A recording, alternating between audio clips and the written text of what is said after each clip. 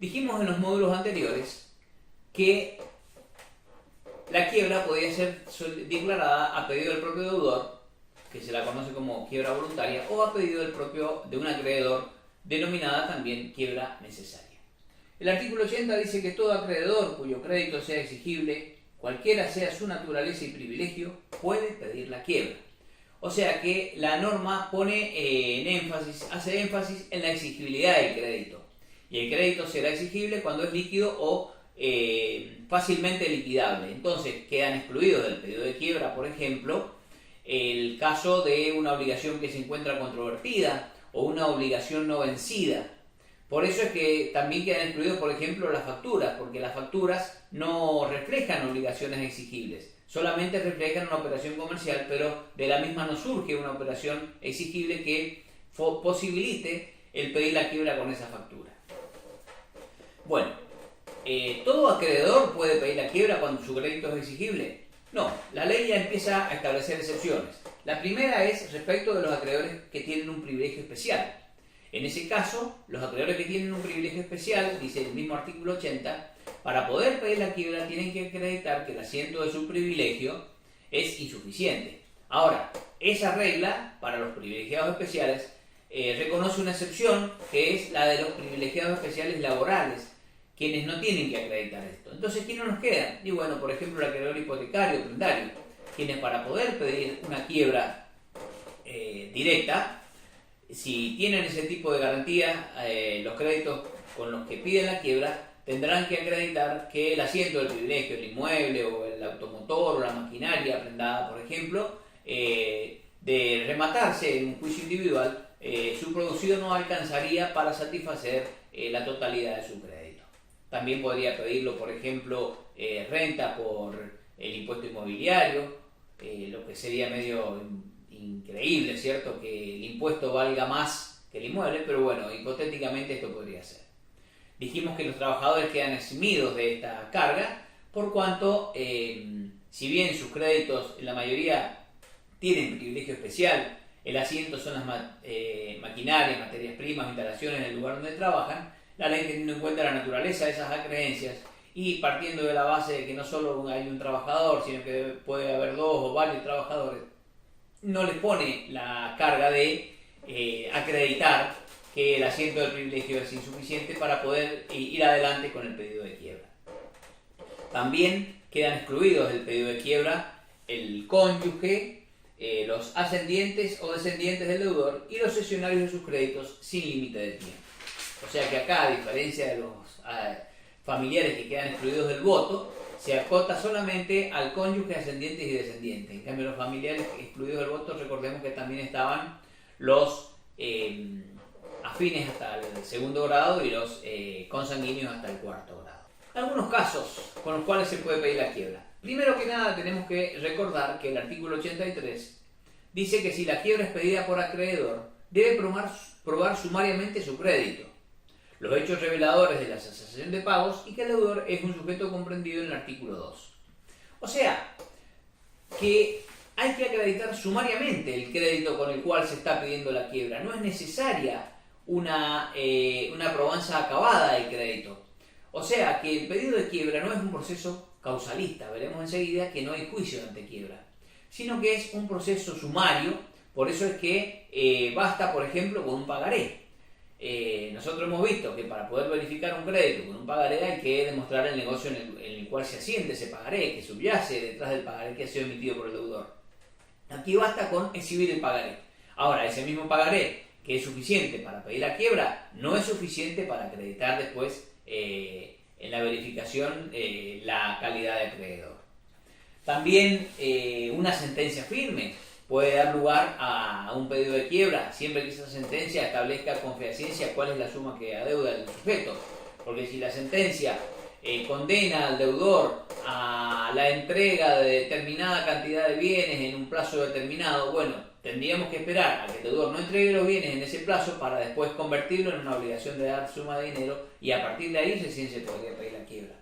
Ya dije recién que no son suficientes las facturas, pero sí sería, por ejemplo, el saldo deudor en cuenta corriente, que también es en sí mismo no es un título suficiente para pedir una verificación de crédito, pero sí sería un título suficiente para pedir la quiebra.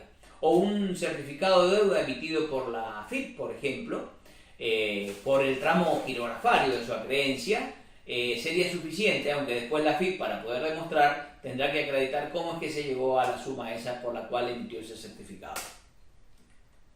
Dice el artículo 83 que también el acreedor tiene que demostrar hechos reveladores de la cesación de pagos. Vamos a ver que los hechos reveladores de la cesación de pagos están enumerados en el artículo 79. Ahora, esa enumeración no es taxativa.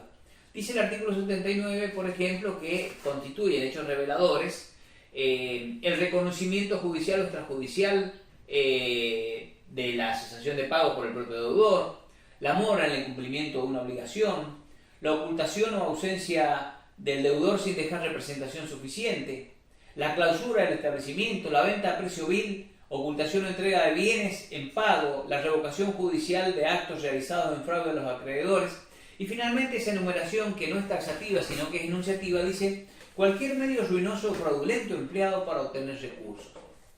Por ejemplo, alguna forma también de venta, digamos, simulada, o cuando, por ejemplo, el deudor de la noche a la mañana constituye un fideicomiso y entonces él se desprende de la propiedad fiduciaria de sus bienes. Hay muchos elementos que posibilitan poder determinar que un sujeto está en cesación de pagos. Dice Cámara que hay que hacer una valoración sopesada de los hechos reveladores. Por supuesto que no puede ser un solo hecho revelador, como así también que el juez tiene que tener en cuenta la gravedad de los hechos. E inclusive si nos detenemos, veremos que individualmente considerados, ninguno es suficiente para poder declarar la quiebra, porque siempre pueden tener alguna respuesta desde otro punto de vista y que el sujeto no esté en cesación de pagos. Qué sé yo, la ocultación o ausencia del deudor sin dejar representación suficiente porque fue secuestrado, supongamos. O la clausura del establecimiento porque en realidad había mercadería en mal estado. O la venta a precio vil de un bien y bueno, posiblemente lo vendió a un precio muy bajo, pero era porque con el dinero ese podía hacer frente o hacer un negocio mucho mejor. O el amor del cumplimiento de una obligación. Bueno, eso puede ser porque en realidad el deudor considera que esa obligación no la debe satisfacer por algún motivo o porque se olvidó de pagarla. En suma, individualmente considerados, los hechos reveladores no nos dan la idea que un sujeto se encuentre en cesación de pago, pero de de un análisis integrado de los mismos y de una ponderación escrupulosa, como dije recién, por parte del juez, como dice Cámara, se puede llegar o no a la conclusión que el sujeto está en cesación de pagos. La tercera condición es que el sujeto sea un sujeto concursable, que esté contenido en el artículo 2. O sea, no se podría pedir la quiebra de una entidad financiera en actividad. Tampoco se podría pedir la quiebra de una empresa, de una compañía de seguros. ¿Por qué? Porque la ley expresamente excluye a esos sujetos de la posibilidad de ser declarados en quiebra por esta vía.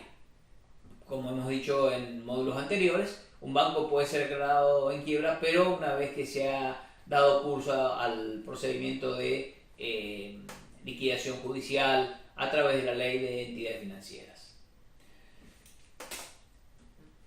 Dice el mismo artículo 83 que el juez puede disponer de oficio las medidas sumarias que estime pertinentes para tales fines, y tratándose de sociedad, para determinar si está registrada y en su caso quiénes son sus socios ilimitadamente responsables. O sea, esto se conecta con si el pedido de quiebra es una demanda o si es una denuncia que formula el acreedor a fin de poder poner a resguardo el patrimonio del deudor en beneficio no solo de él, sino de todos los acreedores.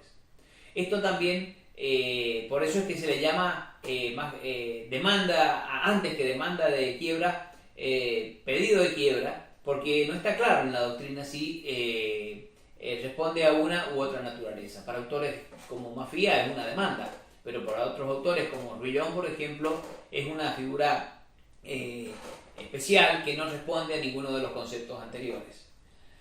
el juez puede tomar esas medidas para integrar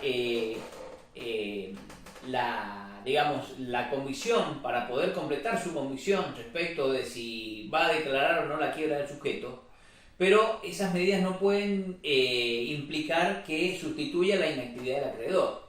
Supongamos que el acreedor presentó como sustento de su pedido de quiebra un pagaré sin firma. El juez no le puede decir, o un pagaré que tiene alguna cuestión que lo torna nulo o por alguna razón insuficiente para acreditar la calidad de acreedor. Bueno, en ese caso el juez no puede decirle al acreedor, mire, sustituye el pagaré o tráigame otros elementos porque usted no me ha completado su calidad de acreedor. Bien, la calidad de acreedor corre por cuenta del acreedor, el juez no puede integrar. Lo que sí el juez puede integrar cuando se está tratando de las cuestiones que vinculan con los hechos reveladores de la cesación de pagos, y el juez puede, por ejemplo, disponer de oficio, librar oficios al registro de la propiedad para determinar si hay bienes embargados o si hay bienes en el registro, o puede también realizar otro tipo de medidas que le lleven a la convicción suficiente para poder declarar la quiebra. Si el juez no se convence de inicio de ese pedido de quiebra, está facultado por la misma ley para rechazarle in limine, o sea, sin llegar a darle intervención al deudor al que se le ha pedido la quiebra, el juez podría rechazarle in limine. Ese rechazo in limine, por supuesto, de acuerdo a jurisprudencia de la Corte de Mendoza, es apelable por el acreedor que pidió la quiebra. Si, por ejemplo, ¿por qué motivo podría el juez rechazar in limine? Bueno, porque no se acreditaron los extremos del artículo 83. Supongamos, se pide la quiebra de una entidad financiera funcionando. Entonces el juez le dice, no, mire, esto no es causal, viene a ser lo que nuestro Código Procesal Civil denomina demanda improponible. También porque el juez tiene constancia que en su tribunal está tramitando el concurso preventivo del deudor y que el acreedor que está pidiendo la quiebra lo está haciendo con un título de causa o título anterior a la presentación. Entonces el juez, teniendo en cuenta ese dato, podría, digamos, rechazar el pedido sin más trámite. Conjuntamente con el pedido de quiebra, el acreedor puede solicitar medidas precautorias. Las medidas precautorias o cautelares son aquellas que tienden a encriptar, digamos, el patrimonio del deudor mientras tramita este pedido de quiebra, porque más allá de que no hay juicio de antequiebra y es un proceso medianamente rápido, el deudor tendrá tiempo de poder deshacerse de sus bienes, por lo cual desde inicio el acreedor que está pidiendo la quiebra puede solicitarle al juez medidas precautorias, y estas medidas precautorias se van a sopesar a los términos del artículo 112 del Código Procesal Civil, Comercial y Tributario de la provincia, como así también del artículo 85. ¿Cuáles son los extremos que tiene que acreditar el acreedor que pide una medida precautoria? Bueno, la verosimilitud del derecho. Podríamos decir que la verosimilitud del derecho equivale al mismo juicio que el juez hace para poder citar al deudor a ser oído. O sea que si el juez considera que va a citar al deudor, que no hay razones para rechazar in limine el pedido de quiebra, el derecho verosímilmente ha sido acreditado. También el peligro en la demora. Bien, si lo que se está denunciando como hecho revelador es que el deudor está vendiendo sus bienes a precio vil, justamente la medida cautelar va a tender a que éste deje de desprenderse de sus bienes.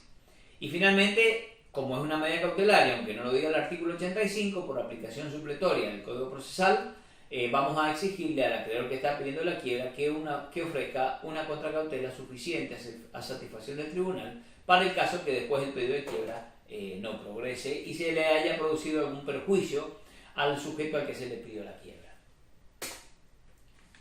¿Qué medidas precautorias se van a despachar? Bueno, en la ley preferencia 2.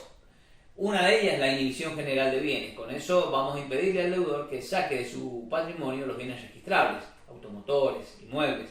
O también la intervención controlada del negocio, a efectos de poner un sujeto que controle la caja y que durante el pedido de quiebra el deudor no se vaya deshaciendo de sus bienes de cambio y sin reponerlos o algo por el estilo, digamos, que impidan que después, cuando se declare la quiebra, tengamos bienes sujetos a desapoderamiento.